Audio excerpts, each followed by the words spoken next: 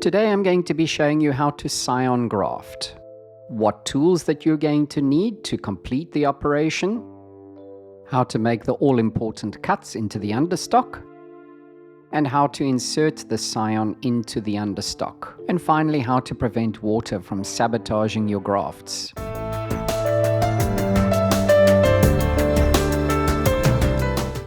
If you find the following content helpful, then you can thank me by clicking the thanks button just below the video. Let's quickly run through the tools that you're going to be needing, and the first thing is a sharp pair of scissors which you can use to cut off the Scion material. As mentioned, the pair of scissors should be very sharp and also cleaned. Next, I've also got a narrow pair of branch cutters, and this is going to be used to cut the thicker Scion material, essentially the branches from the trunk.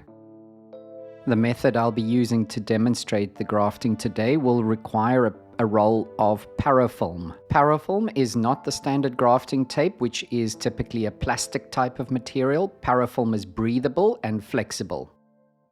Next up, you're going to need a grafting knife, and it is incredibly important that this is very sharp, essentially razor sharp. If the grafting knife is not properly sharpened, it is going to damage plant tissue.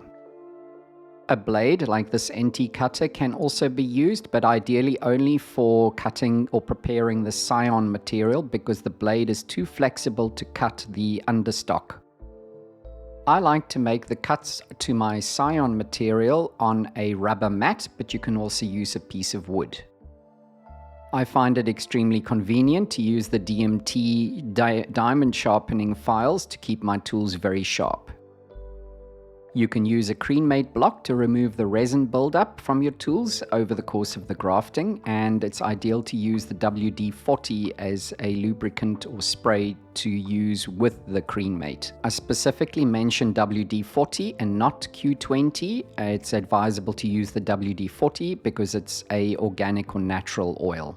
So now we've assembled all the tools that we're going to need, and the next thing that we're going to look at is the material, the plant material that we're going to be grafting with.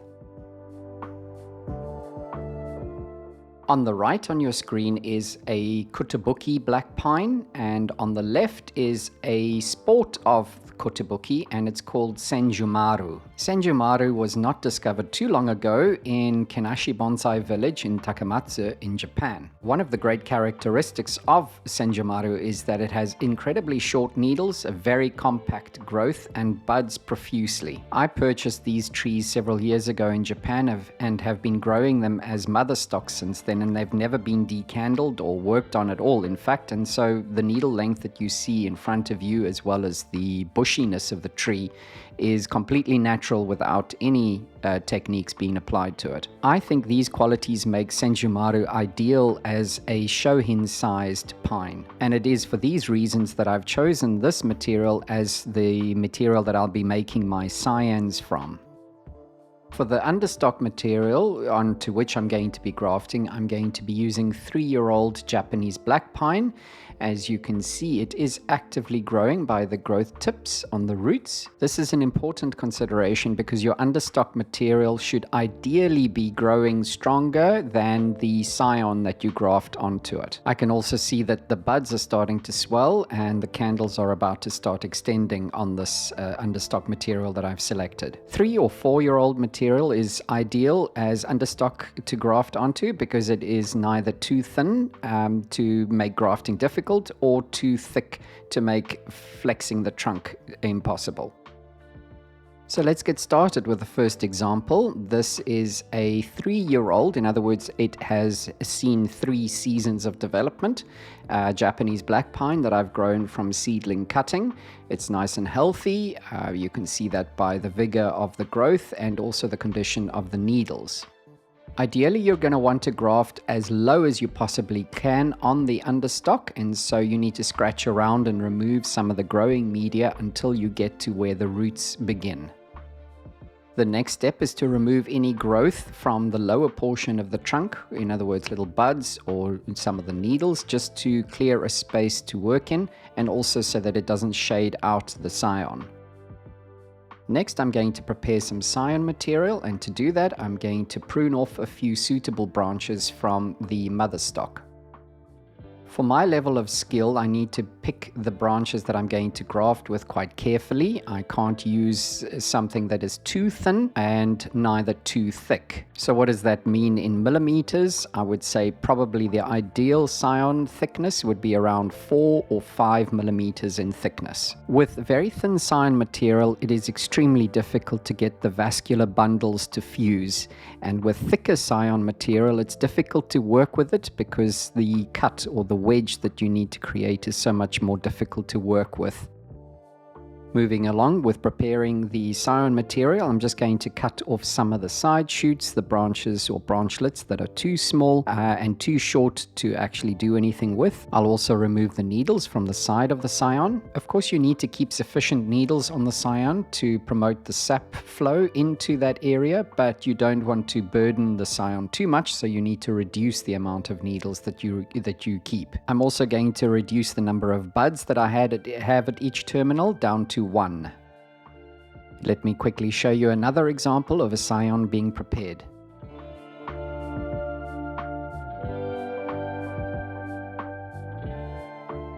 The next step is to get out your roll of parafilm. What we're going to use the parafilm for is to wrap the Scion to effectively lock in the moisture so that it doesn't desiccate, in other words, dry out. Now you can't use the parafilm just like that. You do need to pre-stretch it so that it becomes a little bit thinner, and it also then makes it easier to apply it.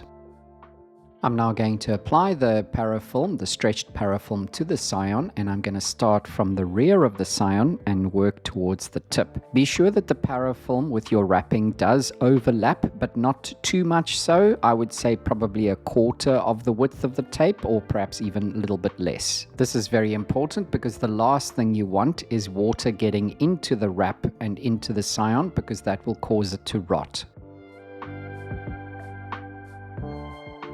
Let me just show you that step once again close up so that you can very easily and clearly see.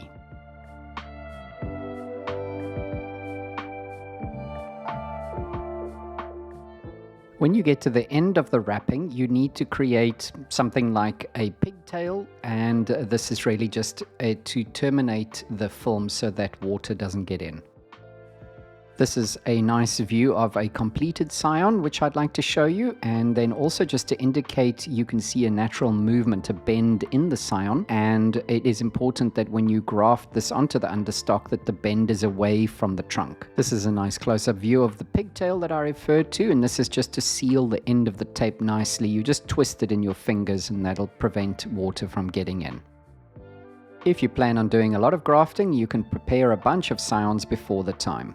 So next I need to make the cut on the understock material, and it's preferable to do it on the outside of a bend rather than on the inside of a curve, because it's going to be easier for the graft to develop that way. And as you will see shortly, it's also physically going to be much more difficult to get a Scion into the trunk on the inside of a bend. If there are any buds that remain on the trunk, remove them, and also scarring is going to make it slightly more difficult to get your grafting knife in there, so keep that in mind. I would say that this next trunk is probably as close as you're going to get to perfect as understock, because it's clean of any growth and free of scars, and then also has a nice curve to it. The understock is also healthy and with a good amount of needles, which will ensure that there's sufficient sap flow to promote that healing or fusion of the Scion to the understock.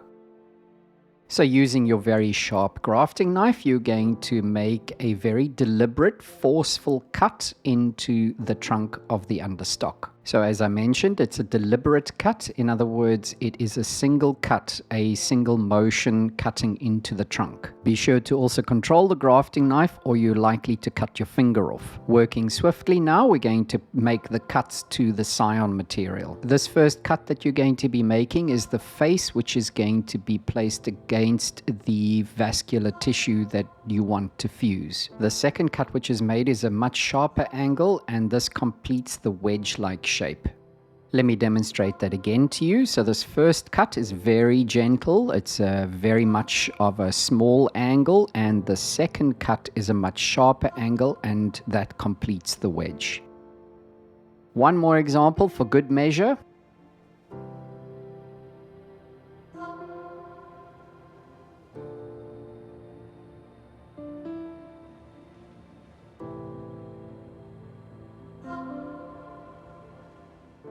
The green areas on the cut is where your vascular tissue sits, and that is what you're wanting to fuse. So just for ease of viewing, I'm going to go through those various steps quickly. We prepared the Scion, and then afterwards we make the cut into the understock material, and then finally we insert the Scion into the understock in that order. Now the final step in this process is to then secure the Scion into place on the understock, and to do that I use parafilm material as well. You can use plastic type of grafting tape if you prefer. Let me show you a nice close-up view of that. You're bending the understock away to create the gap that you need to then push the Scion into position. This insertion of the Scion should ideally be a single fluid motion. If you wait too long once the Scion is prepared, then resin will start to accumulate on the cut edges, or if you're inserting the Scion and removing it and reinserting it, and that resin is going to get into the way and will very likely prevent those vascular plant cells from fusing. Once inserted, this is what your Scion should look like in the understock, and the understock itself is actually now applying pressure against the Scion and keeping it in position. Applying the parafilm tape further secures the Scion to prevent any movement, because this will destroy that fusion, and then also to prevent water from getting into this area.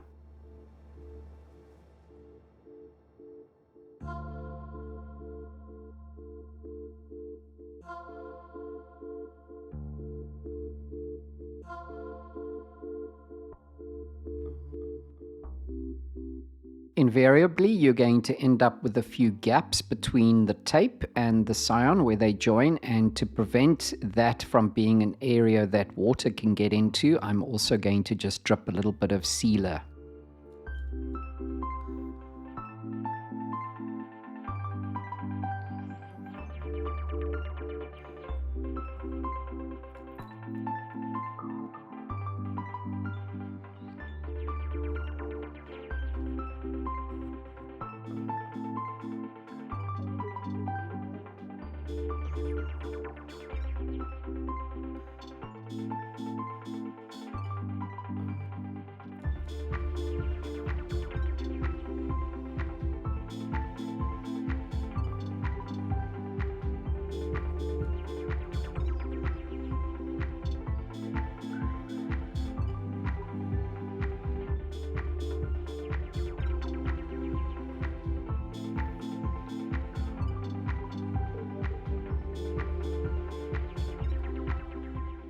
Water penetrating either the Scion or the join between the Scion and the understock is probably your biggest risk, which would lead to failure of the grafting, and so you need to really try and take every precaution possible to prevent that water ingress.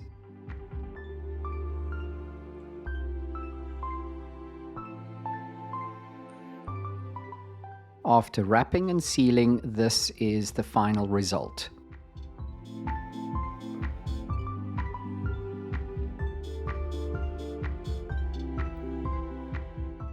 If all that content was a little bit disjointed for you, I'm now going to do the entire process from start to finish at high speed. Let me address a question which I suppose many of you are wondering, and which is, have I ever rolled a joint in my life? And the answer is a definitive no. I've never smoked anything in my life, in fact. If I do happen to exhibit any ability in rolling a joint, then it is purely because of my practice at doing grafting.